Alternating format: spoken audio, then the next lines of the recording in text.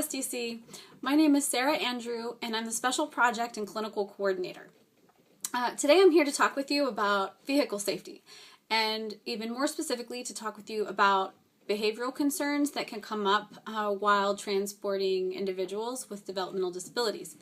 And so I'm going to start off by pointing out that one of the most important things that you can keep in mind as someone who transports individuals with developmental disabilities, whether you're the driver or just a passenger in the car, is that you're now taking on a dual role. Your role goes from not just being the medical coordinator or the direct support professional or the MSC or the special project coordinator, but now you're also the driver and or a passenger or a transporter, essentially. It's really important to keep in mind that this dual role presents very specific challenges that you don't normally have to face in the rest of your day. So, for example, you know, once you start driving individuals with developmental disabilities, you're now not just being asked to look after the individuals and provide support for them and a safe environment, but you're also now driving them, and you're going to be you're transporting them. So you're now charged with not just their feeling of safety right at that moment, but their actual safety and their physical safety and getting them to where they need to go. So that can be challenging. It can also be very rewarding to drive this population and to transport them back and forth. One of the ways to make this a more rewarding experience for you, and also just a better experience overall, is getting to know your passengers. This is the most important thing that you can do as a driver, as someone who transports individuals. You want to know as much as you can about all of the individuals that you're going to be transporting. First off, you want to make sure, and this might seem obvious, but you want to make sure that you know all of your passengers' names. You might be a new employee, or you might be a per diem worker that doesn't know everyone as well as maybe some of the other your coworkers. So you want to make sure that you know everyone's name, and that's a basic safety factor to always consider, because if some sort of behavioral issue occurs while you're in transport, you want to be able to directly communicate with the individual that's having the behavioral issues, so that you can get their attention and get their attention fast. So that's something to always keep in mind. Also, you want to make sure that the individuals in the car know who you are and they know your name. They know who you are and why you're in the car with them. You know, being transported can be scary if you're not sure where you're going or who's driving you or why they're driving you. So, you know, always communicate with your passengers. This is just, it almost seems obvious, but make sure the passengers know where they're going. Ask them if they know where they're going. See if they understand where they're going. These are all just some basic things you can do to engage them in the traveling process. Furthermore, in addition to knowing their names and being familiar with the passengers on just a basic level, you also want to have done a good amount of research before you ever get in the car to drive an individual with a developmental disability. And you should have read all of the behavior plans for the individuals in your care. And some of their behavior plans might have had important instructions regarding what to do when transporting this individual. So it's important to take note of those things and be very, very aware of the behavior plans that are set into place already, and to follow those instructions consistently. With that said, it's also important, along with knowing the behavior plan set in place for an individual, it's also really important to know their diagnoses. Understand what their diagnosis is and what it means for this individual, and consider what it means. Consider what their diagnosis might mean for when you're traveling with them. So, for example, an individual with that's been diagnosed with an autism spectrum disorder might have very specific sensitivities to sights, sounds, smells, a specific routine, or a specific experience. And being aware of the things that could potentially trigger this individual to have a behavioral episode or an outburst of some sort is really important. The whole idea behind this, and being aware of these triggers and being aware of the behavior plan and being aware of their diagnosis, is to be as prepared as you can possibly be. And the purpose in being as prepared as you can possibly be is basically to make the individuals as safe as they can possibly be. The more prepared you are, the safer the individuals are going to be. The more prepared you are, the more supported the individuals are going to feel. So those two things go hand in hand. And likely the more prepared you are, the better your relationship is going to be with the individuals that are in your care.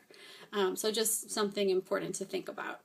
Along with knowing the individual's intellectual or developmental diagnoses, it's also very important to know medical diagnoses.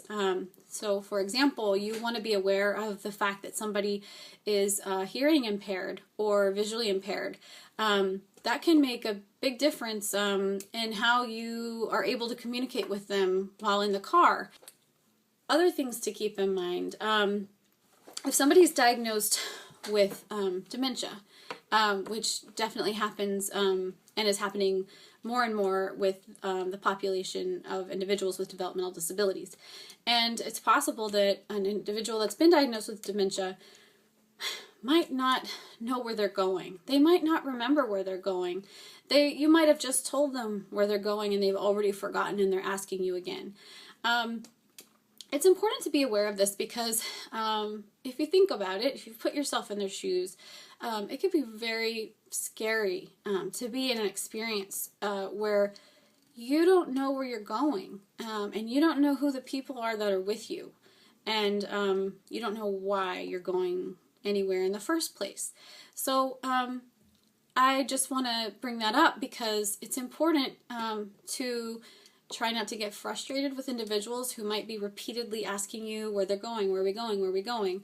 And just keep in mind that you're there to help keep them safe, but also help them feel safe. And so it's really important to just gently remind them, oh, we're going to the day program, and don't get frustrated with the individuals when they can't remember where they're going. Something else that's important to think about is you definitely always want to, let me get back to this, you definitely always want to follow the behavior plan consistently. So one example would be an individual who in their behavior plan cannot sit next to the driver. Because this particular individual has a history of either grabbing the steering wheel while the driver is driving or grabbing the driver while the driver is driving. And so the behavior plan would say that the individual needs to sit in the back, away from the driver, far enough that they can't touch the driver. That's just a specific example. But I bring that example up because if, for example, one day, if the people driving this passenger forget about that behavioral plan that's in place, this could put everyone in the car in danger. It could seriously jeopardize the safety of all the passengers and the driver and the individual that the behavior plan is set for. So it's really, really important to consider behavior plans specifically when you'll be traveling with individuals with developmental disabilities. So keep that in mind. One more thing to really consider is that you can try to be as prepared as you can possibly be. You can know the behavior plan, you can follow the behavior plan, you can know the diagnosis, you can be really aware of their medical needs. You can know the individual. You've known this person for years and you might know their personality inside and out, so you think. But the reality is that you can think you're as prepared as you can be, but the reality is there might be a moment where a new behavior occurs that you're not ready for. You're not prepared for it.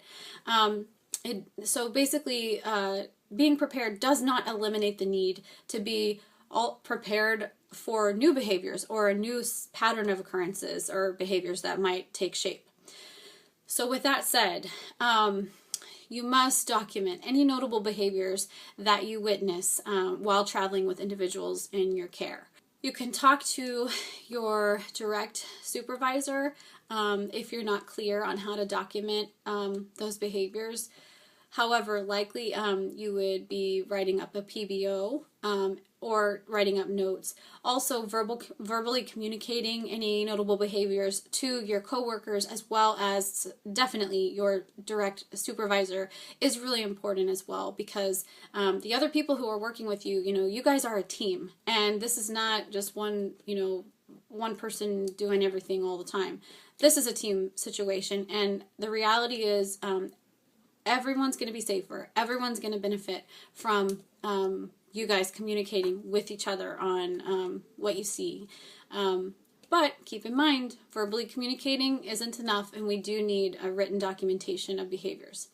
The reason behind that is because if we do need to put a behavior plan in place, we need to run it by the Human Rights Committee and have them approve it and sign off on it. And if we do not have a written record that we need, if we don't have a written record that there is a need for a behavior plan to help with a specific behavior, then it's not going to be approved. We have to make sure that we prove that this is an absolute necessity. Otherwise, it could be a violation of human rights, and nobody wants to do that. With that said, document. Make sure you're documenting. I know it can feel tedious, but the reality is it's going to help you in the long run, and it's going to make your job actually easier if you document the behaviors that have caused, have made you feel unsafe or made the individuals in the car feel unsafe. In the long run, it's much more beneficial to have those things written down. Finally, the last thing that I want to discuss is that there's no hard or fast rule to follow when it comes to vehicle ratio, meaning driver to passengers or workers to passengers. So with that said, you want to use good judgment. If you feel that you cannot handle something, a certain amount of people, it's important that you communicate that to your manager and let them know you need help when you're transporting the passengers.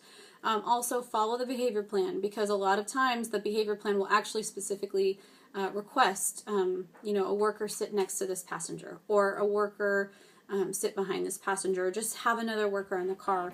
And I believe that that's it. So I just hope that this is helpful